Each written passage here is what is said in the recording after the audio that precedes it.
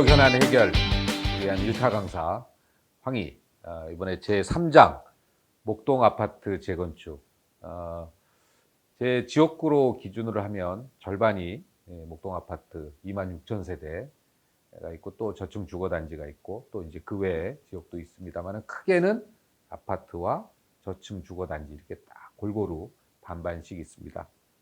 그래서 사실은 한 30년 지나면 당연히 우리가 재건축을 하는 것을 상식으로 알고 있었는데, 갑자기 국토부가 재건축 안전진단을 하는 규칙과 그 배점이 있는 고시를 바꿔서 실제 30년마다 할 수 있는 재건축이 매우 어렵게 돼 있어요. 그래서 오늘은 여러분들의 이해를 좀 돕기 위해서 먼저 기존의 우리 법 체계에는 어떻게 돼 있는지, 그 다음에 실제로 평가 내용은 어떻게 바뀌었는지, 그 다음에 이거에 대한 해결점은 어떤 건지, 이렇게 나눠서 우리가 한번 설명을 드리도록 하겠습니다. 먼저 우리가 법을 볼 필요가 있습니다. 우리 법은 4가지 단계로 돼 있어요. 첫 번째, 법령이 있어요. 법령이 있고, 두 번째는 시행령이 있습니다. 시행령이 있고, 요때 법 체계를 알아두는 것도 좋죠. 세 번째는 규칙이 있습니다. 규칙이 있고, 네 번째 고시가 있죠. 고시. 조례는 지방자치단체의 법령에 해당되는 게 이제 조례죠. 이게 4가지가 이렇게 돼 있어요. 이게 법 체계라고 그러는데, 이게 상위법에서부터 하위법으로 쭉 내려가는 거죠. 그럼 이제 목동 아파트 재건축과 관련해서는, 재건축에 대해서는 어떻게 돼 있냐? 법에는 뭐라고 돼 있냐면, 재건축할 때는 안전진단 해라, 이렇게 돼 있습니다. 요거는 그러니까 재건축을 할 때의 근거를 여기다가, 재건축의 조건, 안전진단 해라, 요게 이제 법이에요. 법이 원래 이제 이렇게 생긴 거예요. 그래서 요거에 대한 자세한 구체적인 내용을 시행령에다가 명시를 해놨어요. 자, 안전진단 할 때는 요렇게 하세요라고 돼 있는 게 시행령입니다. 안전진단은 우리는 어떻게 되냐면, 구조 안전성 중심으로 평가해라. 안전성. 그러니까 건물이 흔들흔들해서 무너질 것 같으면 재건축을 하세요. 요게 구조 안전성이죠. 구조적으로 건물에 이제 문제가 있을 때. 그다음에 두 번째, 사람이 사는 데잖아요. 그죠? 사람이 사는 데이기 때문에 주거 환경 중심의 평가. 이게 구조 안전성 중심 평가. 이렇게 돼 있어요. 그래 놓고, 특히 이제 주거 환경이 그럼 뭐예요? 했을 때 요거는 쾌적성하고, 그 다음에 편리성. 이걸 또 자의적으로 해석할까 봐 구조 안전성을 평가할 때는 쾌적하고 편리하게, 쾌적하지 않고 편리하지 않으면 재건축해라, 이런 소리예요. 이렇게 이게 시행령에 담겨 있어요. 법보다 훨씬 구체적이죠. 요 시행령보다 더 구체적이고 규칙에 담아놨어요. 그러면 이거 평가할 때 평가 항목들이 있을 거 아니에요. 평가 항목들을 이렇게 쭉 해놨어요. 뭐 주거 환경, 건축 마감, 설비 노후도, 그다음에 구조 안전성, 비용 분석, 이렇게 쭉 이렇게 4가지 항목이 있는 게 규칙이에요. 그 규칙에 요거는 몇 점, 요거는 몇 점, 요거는 몇 점 해놓은 게 고시입니다. 그래서 요 법 체계로 돼 있는데, 자꾸 이제 예를 들어서 국토부가 실수한 게 있죠. 국토부가 실수한 게 있는데, 국토부가 그럼 어떻게 바꾼 거냐? 법령 놔두고 이제 시행령 부분에 이렇게 있는데, 이 규칙에서 고시를 바꾼 거예요. 고시. 배점을 여기가 원래 주거 환경이 그전에는 0.4. 그러니까 0.4라는 것은 1이 100이에요. 그러니까 40%가 주거 환경을 평가해야 되는데, 요거를 15%로 떨어뜨렸어요. 주거 환경을 15% 떨어뜨리고, 그다음에 건축 마감 및 설비 노후도는 0.3에서 그러니까 30%에서 0.25, 25%로 떨어뜨리고 그다음에 구조 안전성은 원래 0.2, 20%였는데 100% 중에 20%였는데 요거를 0.5, 50%로 올려놨어요. 그러니까 분명히 쾌적성과 편리성 중심으로 평가하라고 그랬는데 구조 안전성 위에 따로 있는데 구조 안전성을 50%를 잡아놓은 거예요. 원래 그전에는 20%밖에 안 됐었는데 이것 때문에 아주 힘들어진 겁니다. 나머지 비용 분석은 똑같고요. 그래서 이것 때문에 너무나 힘들어진 건데 이거는 좀 지나치게 과한 측면이 있지 않냐. 그럴 거면 시행령을 바꿨어야죠. 그죠? 시행령을 쾌적성, 편리성도 중요하지만 구조 안전성도 중요하다. 뭐 이렇게 좀 바꿨어야지. 못 바꾸는 거예요. 왜? 구조 안정성이 있으니까. 어? 이거는 주거 환경 중심으로 하라고 그랬는데 거기에 또 구조 안전성을 느끼는 거 하잖아요. 그래서 이렇게 고시의 배점만 살짝 바꾸는 거예요. 부동산 가격이 너무 올라가니까 투기 수요를 잡기 위한 고육주책인 것 같아요. 어? 그런데 그러면은 시행령을 바꾸지 왜 안 바꿨을까요?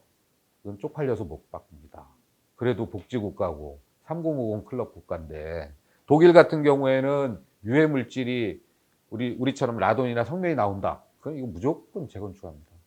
건물이 짱짱하더라도 어저께 지었더라도 이거 성면 나오고 이거 인체에 매우 유해해. 이러면 무조건 재건축이에요.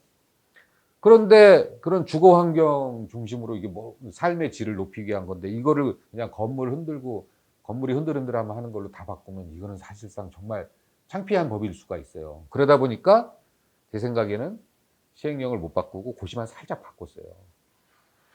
그 고시만 또 살짝 바꿨다는 얘기는 의미는 뭐냐면 또 거꾸로 요것도 또 바꿀 수 있다는 얘기예요. 쉽게. 시행령 바꾸는 것보다 훨씬 쉬우니까 손바닥 뒤집듯이 뒤집을 수도 있는 문제 아니겠어요. 그래서 어떻게 보면은 아주 우리 목동 주민들한테는 치명적이기도 하지만 어찌 보면 또 솟아날 구멍은 있다. 이제 이렇게 생각할 수 있습니다. 그런데 이제 뭐 저도 이렇게 뭐 한번 시도는 해봤습니다만은 이거를 확 거꾸로 해가지고 뭐 법에다가 얹어서 한다. 이거는 사실 불가능한 거예요. 쉽지 않은데 주민들이 하도 그렇게 요구하니까 이게 어떻게 보면 또 정치적 액션일 수도 있고 여러 가지 측면이 있을 수 있어요. 어쨌든 우리 국회에서는 이 법 체계를 뒤집어 가지고 입법하는 것은 쉽지 않습니다. 그래서 작년에 그걸 모 의원님하고 제가 또 발의했는데 이것은 사실은 뭐 소위에서 법안 소위에서조차 통과가 안 되고 그냥 지금 그냥 계류 중에 있어요. 이게 상임위 소위가 있고 상임위 소위에서 논의가 돼서 통과되면 상임위 전체에서 의결을 하고 이거 의결을 하게 되면 법사위로 넘어가고 법사위에서 최종 의결하게 되면 본회의에서 통과시키는 건데 가장 초기 단계인 국토상임위 소위에서조차 이게 1년째 지금 계속 계류 중에 있을 정도로 이거는 좀 불가능한 일이죠. 법 체계를 뒤흔든다는 거는. 이건 법은 또 법대로 지켜야 됩니다. 예, 그렇기 때문에 그래서 그러면 우리는 방법은 하나예요. 규칙과 고시를 바꾸는 수밖에 없습니다. 그래서 제가 1차 시도를 했습니다. 1차 시도를 어떻게 했냐. 정말 이거 저는 여당 의원이잖아요. 정부의 부동산 정책, 뭐 투기 수요를 막는다고 하는데 그 비바람과 폭풍우를 뚫고 1차로 제가 시도를 합니다. 뭐 어떻게 시도를 하느냐. 자, 우리는 보면은, 이 주거환경 평가가 있어요. 주거환경 평가. 아까 주거환경 중심 평가 중에서 네 가지 규칙에 보면 네 가지가 있다고 그랬죠. 이게 원래 40점이었는데 15점으로 떨어뜨렸다고 그랬잖아요. 0.4에서 0.5로. 이 부분에 보면 또 쭉 평가 항목이 있어요. 여기다 다 적기는 그렇습니다만은 이 중에 소방활동 용이성, 그 다음에 세대당 주차수, 요게 이제 기존에 0. 그러니까 바뀐 국토부가 바꿔놓은 게 0.175고요. 요게 0.20. 그러니까 15점 중에 0.17이에요. 15점을 1로 봤을 때 0.175라는 거예요. 세대당 주차수는 0.2였고, 요거를 제가 어떻게 바꿔놨냐면 요거를 0.25로 높여놨어요. 0.25로 높여놓고 요거를 요것도 0.25로 높여놨어요. 자, 이 높여놓는다는 의미가 뭐냐면은 우리한테 아주 취약한 부분의 점수를 높여놓으면 놓을수록 좋은 거예요. 왜냐하면은 전체 점수에서 55점 밑으로 맞아야 돼요. 55점. 아, 요거부터 설명해야 되는구나. 자, 여기서 이제 평가를 할 때 이렇게 합니다. 안전진단 업체가 들어와서 평가를 해요. 쭉 평가를 해서 평가 점수가 55점 밑으로 떨어져야 조건부 재건축이 돼요. 조건부 재건축. 그 다음에 이게 30점인가? 이게 30점 밑으로 떨어지면 이하는 이거는 그냥 재건축이에요. 그런데 우리가 과거에 국토부가 바꿔놓기 전에도 옛날에 물량이 어떻게 되냐면 95%가 다 조건부 재건축이에요. 5% 정도만이 재건축 2등급 판정을 받아서 재건축이 되는 거고, 대부분의 물량은 조건부 재건축이었는데 이 조건부 재건축의 또 대부분이 재건축 판정을 받았었는데 이제는 조건부 재건축으로 떨어지기도 어렵게 돼 있는 거예요. 그 다음에 조건부 재건축으로 가까스로 판정받았다 하더라도 요거를 이제 안전진단 업체가, 이거는 사기업이에요. 안전진단 업체가 안전진단을 하고 한 6개월 정도 안전진단하고 요게 55점 이상이다. 56점부터다. 그러면 이거는 뭐 그냥 고려의 대상이 안 되고 55점 이하다. 그러면 요게 어디로 가냐면은 요거는 조건부 재건축입니다. 해가지고 국토부 산하에 있는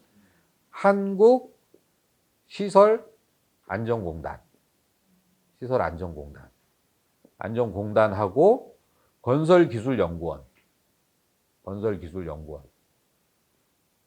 우리가 건기연이라고 하죠. 이 두 군데로 가서 뭐 둘 중에 한 군데로 가는 거죠. 얘네들이 요거는 재건축, 이거는 재건축이 아니야, 이렇게 판정하는 거예요. 첫 번째, 안전진단 사기업인 안전진단 업체가 안전진단 평가를 한다. 안전진단 평가를 하는데 55점 이하로 떨어지면 조건부 재건축 지정돼서 이게 국토부 산하에 있는 시설안전공단하고 건기원으로 간다. 그럼 얘네들이 최종적으로 이거는 재건축이다 아니다 판단하는 거예요. 그러니까 우리는 점수가 무조건 낮아야 돼요. 100점 만점에서. 낮으면 낮을수록 좋은 거예요. 자, 그러니까 우리 목동 아파트의 가장 취약한 부분이 점수가 배점이 올라갈수록 좋은 거죠, 우리는. 왜냐하면 많이 올라갔는데 거기서 빵점을 맞으면 점수가 왕창 깎이니까. 그래서 이렇게 생각해요. 우리한테 가장 취약한 부분의 배점은 높아야 되고, 우리가 아주 좋은 것은 배점이 낮아야 되고, 이렇게 되는 겁니다. 그래서 뭐 잘 아시다시피 우리 뭐 한 5시쯤 되면 차 밖으로 안 갖고 나가잖아요. 예? 예. 왜냐하면 다시 돌아올 데가 없어. 예? 그 다음에 이 주차는 그렇고, 그러다 보니까 만약에 불이라도 나면 소방차가 들어올 수가 없어요. 예? 이게 세대당 주차 수는 정말로 짜증날 정도로, 우리가 26,000세대니까 차량이 대충 보니까 한 35,000세대, 목동 아파트만 보면 한 35,000세대 되는데 주차 면수는 몇 개일 것 같아요?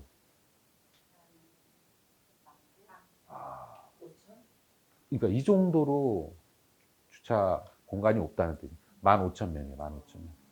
훨씬 2배를 초과하는 거죠. 그래서 이거는 뭐 우리는 이거를 우리가 0.20에서 0.25로 높여놓은 거니까 제가 보면 이건 완전 빵점이에요. 빵점. 그러니까 요거 두 개 높여놓은 게 0.25죠. 0.50이죠. 그럼 1하고 봤을 때 0.50이면 50%잖아요. 그렇죠? 50%니까 15점 중에 7.5점에 해당되는 거죠. 그러니까 소방 활동도 이렇습니다. 이거는 정말 치명적인데요. 여러분들 참 진짜 생활하시면서 잘 아셔야 되는 게 우리는 2중, 3중 주차돼 있으니까 밤 같은데 특히 겨울 같은데 불이 났다 아파트에. 그러면 소방차 진입 자체가 불가능합니다. 소방차 진입 자체가 불가능하고 그다음에 스프링클러가 있어요, 없어요? 없잖아요. 스프링클러를 다시 설치하려면 이건 어떻게 해야 돼요? 그냥 갖다 뚝딱뚝딱 달면 되는 거예요? 아니잖아요. 이거는 재건축 사유입니다. 재건축할 때만 스프링클러를 달 수가 있어요. 그러면 스프링클러도 없어. 소방차도 못 들어와. 그러면 아파트 안에 있는 소방 용수가 또 있어요. 건물마다. 근데 이게 겨울 같은 때는 이게 지금 동파가 될 가능성이 있어서 이게 펌핑을 하려면은 이게 끌어올려야 되는데 이게 동파될 가능성이 있어서 정말 이거는 정말 위험한 얘기지만 간혹 물을 다 빼놓는 데가 있어요. 사실 그렇게 하면 안 되는데 근데 그렇다고 해서 물을 채워놨다가 동파돼 가지고 터져버리면 더 큰 문제잖아요. 그러니까 이거 관리상 어려움이 있어서 그런 경우가 있어요. 자, 그럼 불이 났어요. 불이 났는데 소방차 못 들어와요. 그 다음에 스프링클러 없어서 안 터져요. 그러면 안에 있는 물로 해서 해야 되는데 안 돼요. 그럼 집집마다 수돗물 틀어서 바가지로 뿌려야 되는데 바로 얼마 전에 구단지에 그런 화재가 있었습니다. 화재가 있어서 그때는 밤이 아니라서 그래도 이제 좀 낮이라서 이제 소방차가 오긴 했는데 결국은 그럼에도 불구하고 어떻게 됐어요? 홀라당 다 탔어요. 전소될 때까지 기다리는 수가 있어요. 상당히 치명적인 부분이에요. 이 두 가지가 연동돼 있습니다. 그래서 요게 이제 전체 15점, 100점인데 그 중에 제가 보면 이 50%로 올려놨는데 이게 거의 빵점일 거예요. 빵점이면 여기서 7.5점이 날아갈 수가 있습니다. 7.5점이 날아갈 수가 있습니다. 그 다음에 또 한 가지. 또 한 가지는 우리가 좋은 거는 어떻게 해야 된다고요? 좋은 거는 점수를 낮게 해놓는 게 제일 낫죠. 낮게. 좋은 게 뭐냐면 사실 우리는 에너지 효율성 좋아요. 그렇잖아요. 그 중앙집중 난방으로 돼가지고 이게 원래 국토부가 바꿔놓은 건 0.1로 돼 있었는데 이거를 제가 0.05로 절반으로 줄여놨어요. 절반으로 줄여놨고 그 다음에 도시미관. 목동 도시미관 좋잖아요. 가을이면 낙엽 있고 걷기도 좋고 사실 걷기 좋은 게 걷고 싶어서 한 거는 아닌데 이동성이 좀 취약해서 된 건데 어쨌든 그 다음에 주차가 어렵고 그러니까 자동적으로 걸을 수밖에 없는데 에이 뭐 이왕에 뭐 건강상 뭐 하다 보니까 그렇게 된 거예요 사실은. 그래서 이 도시 미관도 우리는 좋아요. 그래서 0.075였던 것을 뚝 떨어뜨려서 0.025 이렇게 낮춰놨어요. 그래서 요것만 해도 우리가 또 한 1.5를 낮춰놨기 때문에 여기서 또 올라오는 효과가 있어요. 여기서 상대적으로 덜 깎이는. 대략적으로 평가하면 제가 1차로 규칙을 바꿔놓은 걸로 보면 작게는 2, 3점, 많게는 7점. 요 7점은 근데 요 편차까지 포함한 거니까. 그래서 이렇게 좀 떨어뜨리는 그 효과가 있는데 송파구 보니까 우리가 생각했던 것보다 한 2, 3점 정도 지난번에 아웃된 송파구 보면은 그런 우리보다 생각한 것보다 좀 점수가 더 높게 나오더라고요, 다들. 그래서 어쨌든 요걸 통해 가지고 1차로 규칙을 개정을 했어요. 그래서 네. 네. 요까지 예, 질문해 주세요. 그 의원님께서 1차 개정을 이제 하시고 그래서 그 소방 활동 영위성과 이제 세대당 주차 대수에 네. 대해서 목동 재건축에 유리하도록 그 퍼센티를 조정하셨다고 했는데요. 네. 이것들이 실제적으로 와닿지가 않거든요. 정말 목동 재건축에 어떤 정말 실질적 효과가 있고 가능성이 얼마나 높아지는지에 대해서 좀 궁금합니다. 자세하게 설명 좀 해주세요. 조금 더 구체적으로 그래 네. 방금 이제 좀 설명한 부분인데 그 실제로 이게 어쨌든 구조 안정성이 0.2에서 20%에서 0.5로 이제 올라간 거, 50%까지 올라간 거, 30% 올라간 거에 대해서는 이거는 어떻게 좀 뭐 건드리려고 보니까 원래 철근 콘크리트 구조 이게 사실은 좀 오래 갑니다. 예. 생각한 것 같이 튼튼해요. 튼튼해서 막 70년 막 이렇게 이상 갈 수 있는데 그 안에 배관까지 같이. 그래서 사실은 이 배관 공사를 좀 분리해서 설계했으면 배관만 이렇게 따로 이렇게 갈고 하면 되는데 그렇지 않게 돼 있어요. 그러다 보니까 겉은 멀쩡한데 속이 썩어서 이걸 재건축할 수밖에 없는 그런 상황인 거예요. 그래서 실제로 뭐 가면은 막 뭐 세고 뭐 3층인데 3층에서 세 가지고 2층, 1층까지 막 물이 내려오고 막 저기 뭐 벽지가 다 드러나고 막 이제 이런 경우도 많고. 그다음에 아파트의 가장 끝부분이나 천정 이런 데는 요즘 학교마다 전부 다 없애고 있는 성면이 들어가 있는데 이게 만약에 저기 뭐야 금이 가가지고 갈라졌는데 비가 이렇게 또 새잖아요. 새고 그러면 이게 물이 나왔을 때 그 성면 묻은 게 또 다 넣어요. 옛날에 물론 성면판 위에다가 막 우리 군대에서 보면 막 삼겹살 구워 먹고 막 이랬는데 정말 무지해서 나온 건데 어쨌든 요렇게 이제 아까 1차로 설명한 거에 보면은 우리는 그 7점, 그 15점 주거환경 평가 15점에서 최대한 이거를 빵점 맞는 전략으로 가는 부분인데 요것만 가지고도 좀 불안하다. 또 하나 취약적인 걸 제가 설명해 줄게요. 저는 이제 뭐 목동 지역에서 쭉 뭐 초등학교 때부터 쭉 살았죠. 제가 이제 초등학교에는 뭐 다 논이었어요. 지금 목동 아파트 있는 중심축, 목동 아파트가 있고 그 중심축 그 상가 요 부분만 싹 다 논이었다고 보면 돼요. 수백 년 동안 논이한 관계로 이렇게 막 저기 물대고 해마다 그럴 거 아니에요. 예? 그래서 우리가 어렸을 때 보면은 이렇게 뭐좀 농번기 지났을 때 별을 심기 전이라거나 다 끝나고 나서 물이 그냥 흥건히 무슨 호수처럼 차 있을 때도 있고 그랬었어요.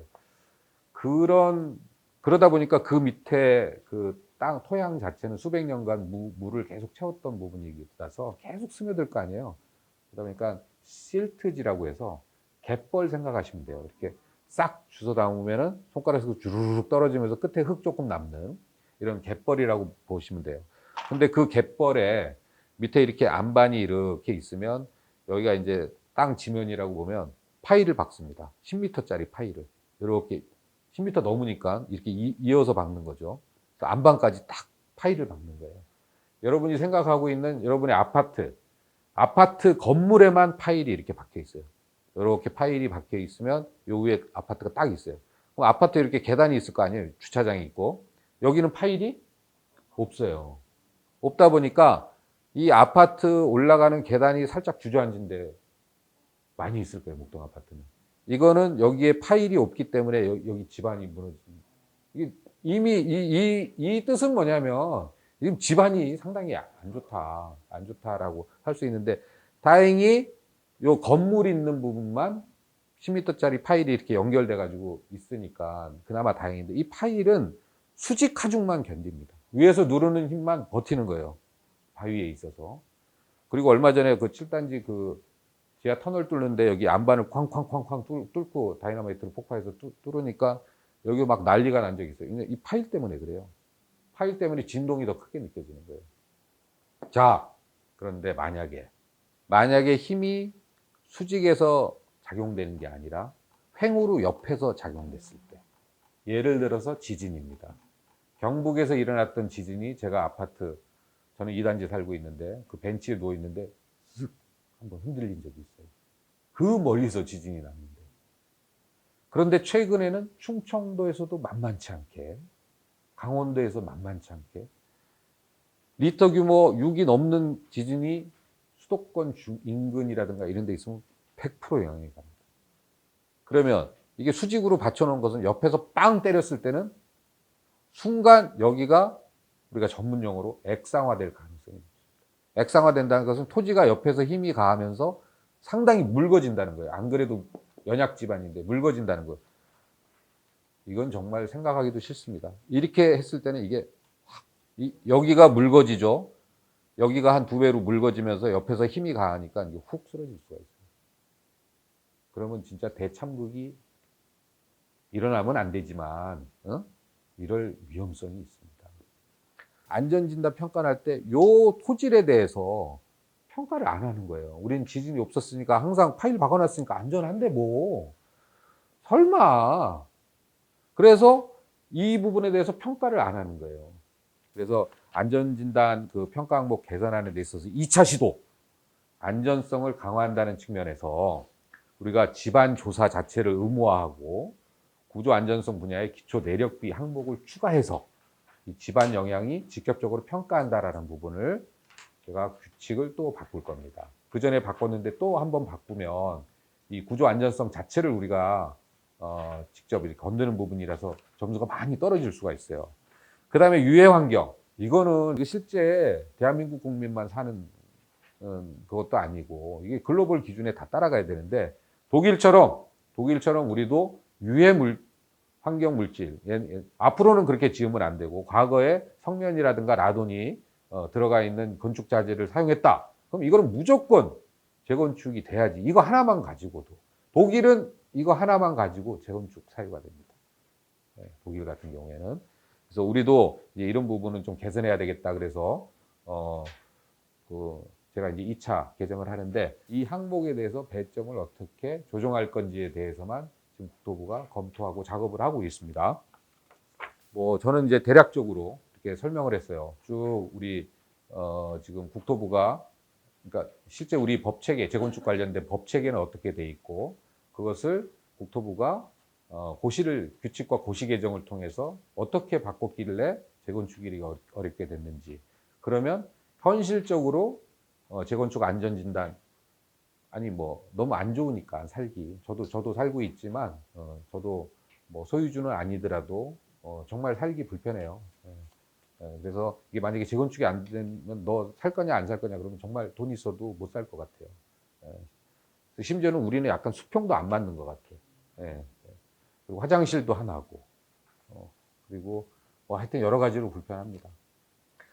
그래서 그러면 실질적으로 규칙과 고시를 정말 바꿀 부분이 있느냐, 바꾸게 되면 어떻게 될 것이냐. 저는 안전진단은 뭐 제가 두 번째 2차 규칙을 개정했을 때는 저는 반드시 안전진단을 통과할 수 있다고 생각하고요. 그 다음에 2차 규칙이 개정되면은 그야말로 이것은 기존에서 국토부가 개정한 거에도 안 들어있던 거예요.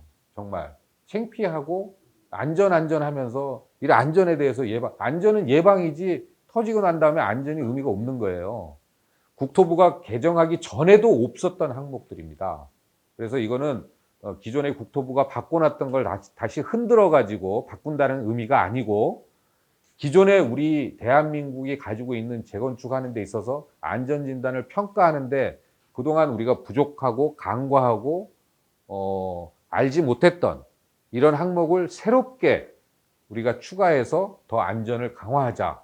그 다음에 그런 의미가 담겨 있는 거지. 뭐 국토부가 바꿔놨으니까 다시 돌려가지고 재건축하기 쉽게 해야 된다. 뭐 이런 의미, 뭐 그걸 뛰어넘는 겁니다. 그걸 뛰어넘는 이 지금 규칙을 개정하는 부분에 있어서는 다시 한번 말씀드리지만 국토부가 개정하기 이전에도 없었던 항목이고요.